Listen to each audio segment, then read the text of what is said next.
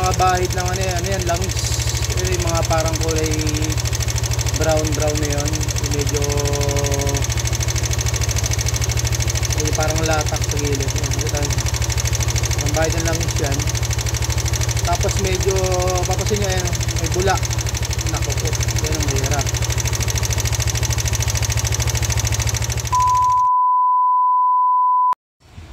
And yun na, good day mga bossing mo dito. Doc Arman sa Motaws ang babalik. So meron naman tayong schedule na gagawin ngayong araw na to. So NMAX version 1. So gagawin natin. So ito iniwan na kahapon. Nauna na kasing ginawa ko kahapon yung Honda Click. Ano kasi to, mag-ama. So kahapon noon ako na ginawa yung Honda Click version 2 na namamatayan ng makina. Then ito naman iniwan nila kahapon. So ang issue ng NMAX version 1 na to ay medyo may kalansing ng sa makina, medyo maingay, tapos nagbabawas ng coolant. Ayan. So hindi lang nagbabawas, bumubulwak yung coolant niya sa radiator. So check natin mga bossing kung ano yung naging possible cause. So anong dahilan bakit maingay at saka bakit nagbabawas ng coolant at saka sumusukan ng coolant sa radiator tong NMAX version 1 na to. Alright, let's go! Okay, so ito bago ko totally tanggalin lahat yung mga parts. So sound check muna tayo, tapos check natin kung ano yung makikita natin dito sa radiator, kung bumubulwak ba yung coolant. Ayan. So sound check tayo mga bossing. Okay, so knocking sound.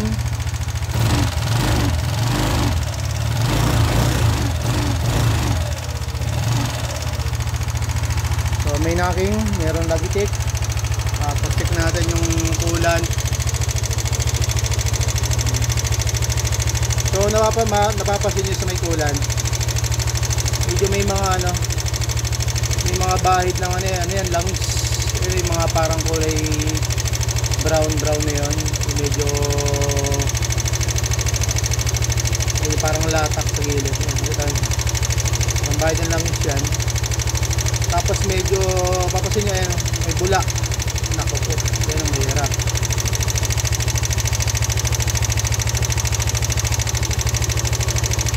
So may lumalabas na mga bubbles, may bula.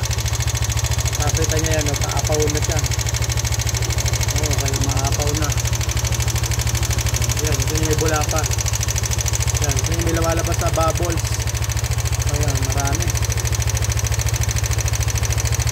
Mapaw na.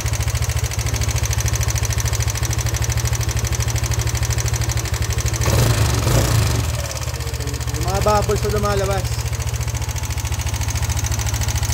Okay, so yun mga sir. So ito nga yung issue nito. May knocking sound, tapos sabi nung may-ari ay nagbabawas ng coolant. Yan. So napagawa na daw nila to. Sabi nila napagawa na nila yung water pump daw nito, ginawa na yata kasi nga yun yan, nagbabawas daw ng coolant. So medyo so ganun pa rin, still nagbabawas pa rin ng coolant. So napansin nyo naman may lumalabas na bula, tapos umaangat yung coolant, lumalabas. Yan. Actually pinuno ko yan kanina kasi wala na, medyo bumaba ng konti hanggang dito. So dinagdagan ko lang para dumami. So nangyari, nagkaroon ng bubbles. So kung hindi kayo pamilyar, siyempre mostly naman sa atin ng mga ibang mechanic yan na hindi naman pasanay sa mga paano yung cooling system nag-ooperate, o paano yung cooling system yung tamang kondisyon. So katulad niya may bubbles. So pag ganyan may bubbles, possible niya may tama cylinder head. So kalimitan to sa mga four wheels, sa mga sasakyan. Sakit yan ng mga four wheels. Hindi issue pala yan, baga nagiging problema rin yan sa mga sasakyan.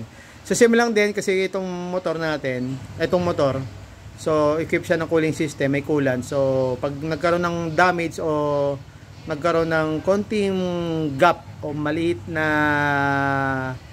possible na pwedeng paglabasan ng compression ng makina, so yun yung magkokos ng bubbles o yung bula, at tapos magkakaroon siya ng leak yung cylinder head. So ano ko na lang, sure, simplify ko na lang. So pag ganyang may bubbles, may problema yung kanyang cylinder head. Ibig sabihin nun, kung bengkong o kaya ang tawag doon, hindi na pantay yung pinaka-surface ng cylinder head. Ibig sabihin nun, lumalabas na yung compression galing sa combustion, yung compression lumalabas na dun papunta dito sa cooling system na hindi naman dapat lalabas dito. Ibig sabihin yung compression ng makina lumalabas na siya papunta sa ating cooling system. Kaya nagkakaroon ng bubbles, kaya nababawasan ng coolant. Kasi magkoko siya ng overheating problem kasi ang mangyayari iinit kasi nga may pumapasok na hangin doon sa ating cooling system na dapat ay wala. Yan. So, yan mamaya papakita ko sa inyo, explain ko pa sa inyo mamaya pag nabuksan ko na yung buong head mamaya pagkahugot ko na nitong makina. Yan. So, tara, let's go mga boss at check natin kung ano yung makikita natin sa loob ng makina. Alright. So ito yung part na nagbabaklas na tayo. So tinatanggalin natin yung mga ibang parts, yung sa sinumbalan ko dito sa right side. So ito tinanggal ko yung mga cover, yung footrest. Yan. So nilipat naman ako dito sa left side. Tinanggal ko rin yung side cover tapos yung kanyang footrest din. Binaklas natin. So medyo maraming tornilyo kaya medyo natagalan ako diyan. Tsaka ito, so tinanggal ko na rin yung sa hose ng water pump, tapos drainin ko na rin yung coolant dito sa left side. So balik ako dito sa may right side, tapos sinumalan ko tanggalin yung sa upuan, yung box, yan, yung mga connection ng battery. So then sinumalan ko nang alisin yung part dito sa may cylinder head. So inuuna ko tanggalin yung sa tangke. Sumunod yung mga cable sa throttle body, and so mga iba pang connection. Tapos next ko diyan, nalis ko na muna yung yung sa BBT, tapos yung sa muffler. So tinanggal ko na yung muffler. Tapos then yung sa radiator. Yan. So may lang muna ako diyan na hindi mo na binaklas kasi meron ako napansin. So chinek ko yung yung sa timing ng top dead center, tsaka yung yung sa camshaft sprocket. Medyo malayo yung pagkaka-set nung unang gumawa. Kaya medyo natagalan ako bago ko inalis kasi chinek ko muna maigi. Ayan. Yan. So, yan yung time part niyan medyo nagbibideo ko niya kasi shinare ko yung sa timing ng version 1, yung paano mag-timing. Kasi marami nalilito doon sa timing ng NMAX version 1. So meron akong video niyan mga boss, panoorin niyo na dito sa YouTube channel natin. Ayan. So ito na, natapos ko na. So ibang parts na lang na kailangan kong matanggal. Ayan. So yan na mga boss, tanggal ko na lahat. Okay, so ito na mga bossing, mga master. So nabaklasan natin totally. So kanina bago ko binaklas, pinakita ko sa inyo yung timing niya wala kasi siguro nagkamali lang yung huling nag-timing nito dahil baka nalito doon sa timing mark dito sa magneto side. Yan, sabi ko nga, yun tatlo yan, 1, 2, 3, 1, 1, 2, 3 yan. So tatlo yan. So minsan marami nalilito dyan. So saan dyan yung timing mark na pagkakamalan minsan itong sa pangatlo, akala nung iba yung timing mark. So hindi, ang timing po nito ay itong nasa pinakagitna. So sisilipin nyo yan. Yan. So kasi pag nakaganito ka, ang makikita mo pag nasa taas ka mo, pag hindi ka nakayuko, ang makikita mo kasi ito, either ito. Pero pag siyempre ito masyado malayo, ang palagay mo ito. Yan. So ganon, marami nagkakamali dyan. So pang ilang beses na to na nabuksan ko na ganyan yung nagiging timing. So yun lang. So ito, dito na tayo, dako na tayo sa ano ba yung naging cause ng unahin na natin muna yung knocking sound. So yung knocking sound yung lagitik na narinig nyo kanina mga bossing. So nung nag sound check tayo, so dahil dito camshaft tuloy, rocker arm. Ayan. So rocker arm, ayan, alog na, makikita nyo, inaalog ko. Ayan. So alog na siya. Okay, alog na. Medyo hindi yan tutunog kasi may langis pa. Pero pag inugasan to ng gasolina, ano siya pero makikita nyo naman gumagalawa yan. So yan yung cause ng knocking sound, yung lagitik. Yung cause naman ng bakit nagbabawas ng coolant at bakit yun nga, bumubulwak yung coolant niya kanina. So, tsaka may bubbles. Kung nagbabawas lang kasi ng coolant, mga sir, tapos sumahalo sa langis, ang possible na problema nun, yung kanyang water pump assembly. So, kung nababawasan ng coolant tapos sumahalo sa engine oil, yung nagkukulay gatas yung langis natin. So, dahil dito yon.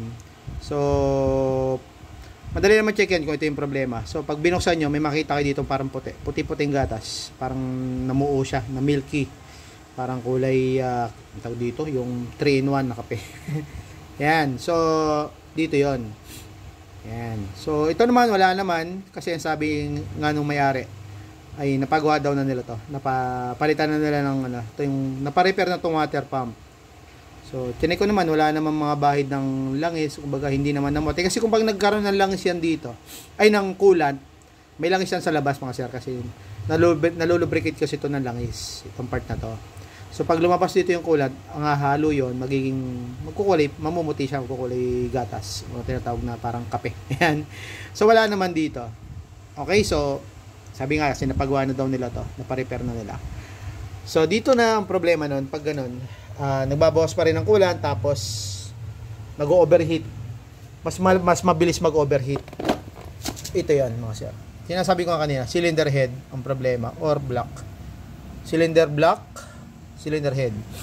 So mapapansin niyo nga dito sa cylinder head natin, yan. So itong part na to, ayan, puti. So, okay yan. Tapos pag din dito, ayun, mata nyo maitim. Yan. Maitim. Possible yan. Yung combustion, makasya nyo itong combustion, di ba, maitim yan. Yung carbon deposit. Possible yan, lumalabas dito. Nagli-leak dito, leak. Saan nangyari ito? May mga carbon, itim-itim na yan. So, ito yung mga carbon kasi na yan. So, sa combustion galing. So, nagkakaroon ng singaw dito sa part na to. Yan. So, kata nyo ito malinis. Wala siyang dumi. Punasan natin para makita nyo maayos sa atin. Okay. Masa na rin natin yung baba. Pinunasan ko na rin yung ilalim. Pero nakakapit pa rin yan. Tingnan nyo ha. Kita nyo. Ito malinis. Pagdating dito, madumi. Yan. So may mga dumi-dumi siya. Possible yung carbon deposit yan. So nagkaroon ng singaw sa combustion, sa head. Okay. Dito lumalabas.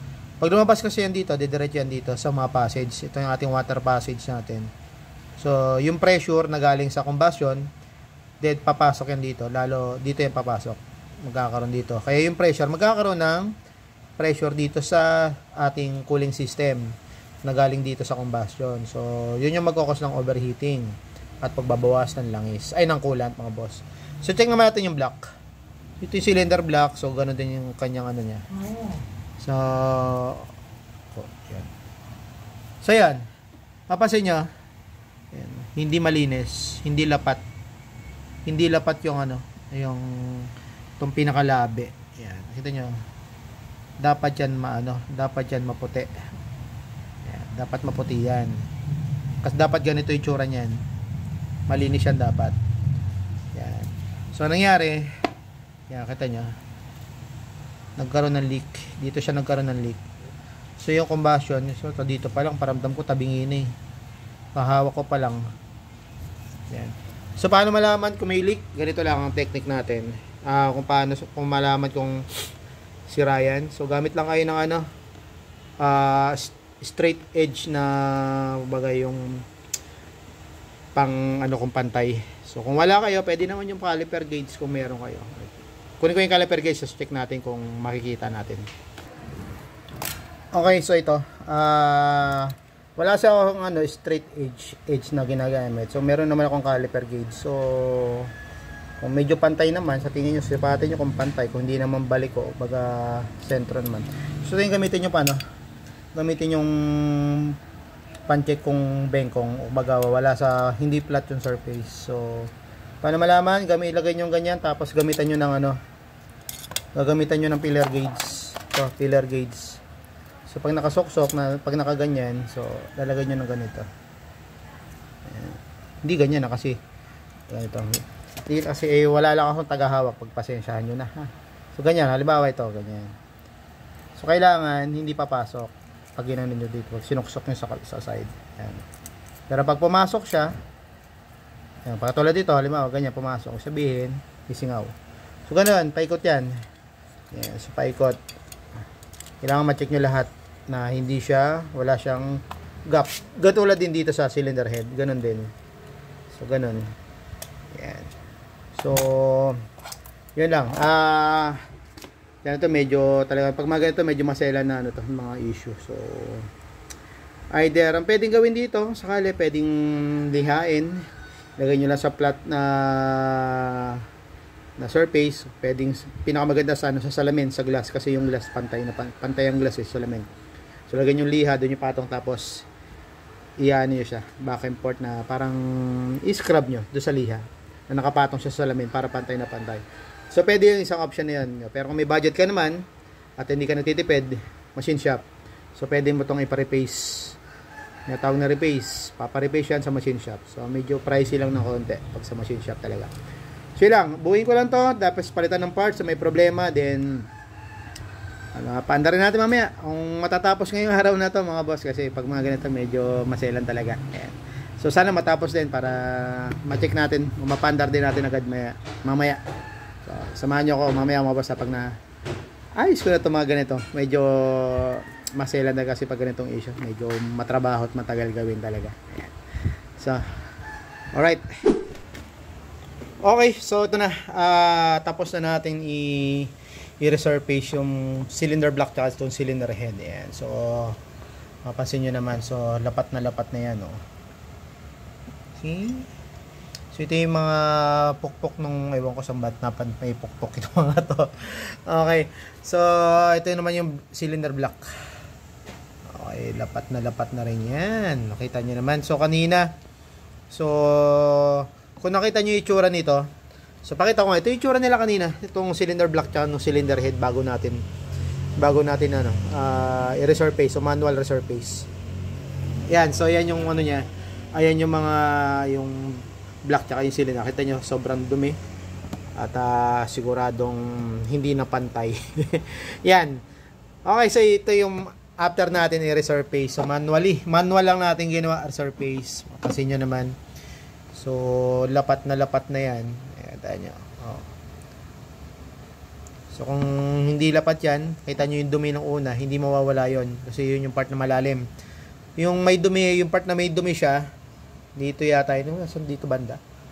So bago talaga siya nawala, talagang ang tagal natin bago kinain ng liha o bago siya pumantay. Kasi yung mangyayari nun, yung part na malalim, yun muna yung pinakamatagal. So kakayasin muna, uubusin niyo muna yung part na mababaw, tapos saka aabutin yung pinakamalalim. So ito, pantay na, wala na yung part na madumi, yun yung part na hindi ibig sabihin, yun yung part na may singaw. Malalim na part na yun, kaya tinatawag na bengkong. Yan, so all ko sa pwede ko nang i-assemble to. Assemble lang natin. Nandito na yung mga parts natin na gagamitin, yung mga cylinder gasket, yung valve cover gasket, tapos papalitan natin yung sa knocking sound niya, ito yung rocker arm. Yan. So sabay-sabay natin mamaya mga boss, paanda rin kapag after ko na, pagpatapos ko ng buuin tong makina. Alright, let's go! Ayun na mga bossing. So ito, ginabi na naman tayo. So natapos ko ng buuin yung makina, itong NMAX version 1. Hindi ko lang kinakabit muna yung kaha. So, ino-obserbahan ko muna. So, samahan nyo ako mga boss. Check natin at pakinggan natin. Tapos check natin kung ano na yung kondisyon ng cooling system nitong NMAX version 1 na to. Alright, let's go! So, yung resurface ko pala kanina, yung manual resurface natin ng cylinder block tsaka head. Meron akong separate video niyan na ipopost kung gusto nyo makita kung paano ko ginawa. Meron tayong video na ito. Share ko na lang din dito sa YouTube channel natin. So tara, let's go. At pakinggan natin kung ano na yung kinalabasan itong ginawa nating NMAX version 1 na to. Okay, start up. Okay, so ito na yung tunog. Yan na yung tunog ng makina.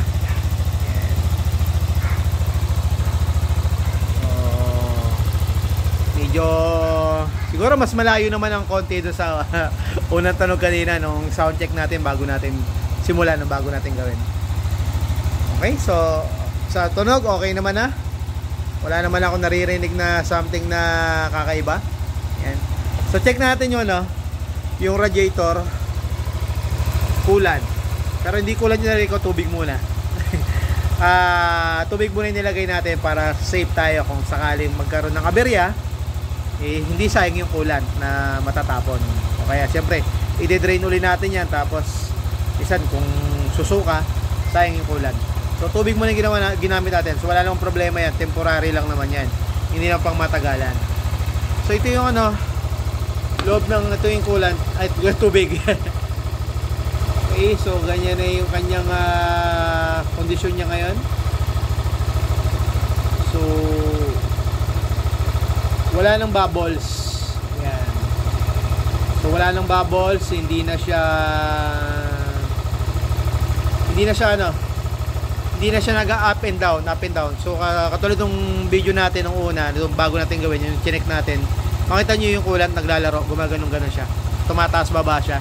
Yung gusto niyang sumuka, parang gusto niyang lumabas, gusto niyang parang ganon, ilabas yung laman. So ngayon, medyo na siya, kalmado na siya. Ayan, kalmado na. Ayan. So wala na rin namang wala na rin namang bubbles na lumalabas. Ayan. So obserbahan ko na lang to ng matagal. So hindi na natin mapapakita ng gano'ng katagal pa yon kasi sobrang tagal natin ma-obserbahan yan. So itong hose kasi na to, medyo napapansin ko itong isa. So patayin ko na muna, explain ko sa inyo. Okay, so okay na yung tunog. Yung yung tubig hindi naman tumatalsik, hindi naman, wala na rin lumalabas sa bubbles. Pero may napansin lang kasi dito sa cooling system niya, isa linya ng mga radiator hose niya. Itong isang to ay hindi siya umiinit. Hindi katulad itong dalawa, nasa upper hose, tsaka ito yung sa hose papunta doon sa water pump. Galing sa water pump papunta dito sa thermostat. Yan. So ito umiinit naman. So itong nasa baba, itong lower hose na to, medyo hindi siya nagbabago ng temperature.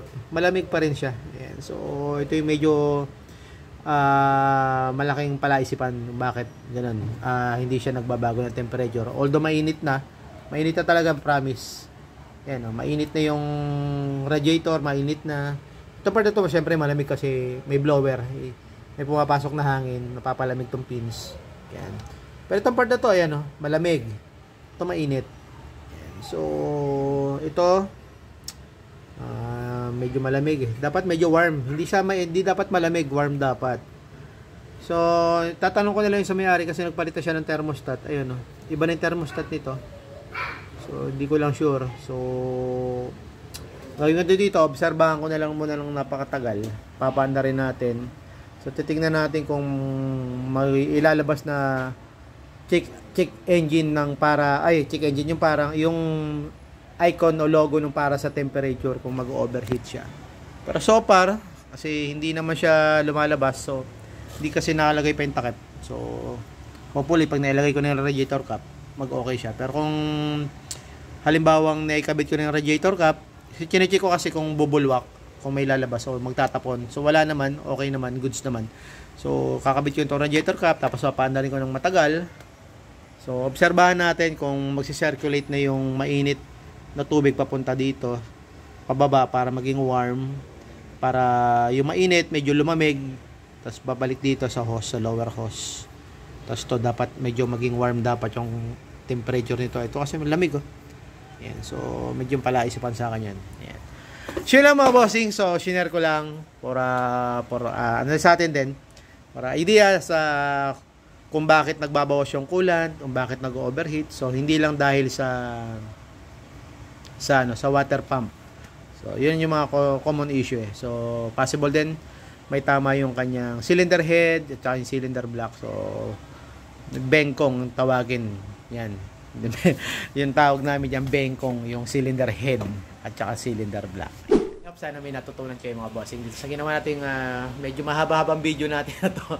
So sa mga nag-overheat tapos maingay yung makina, so lalo na sa mga itong unit NMAX Aerox yan.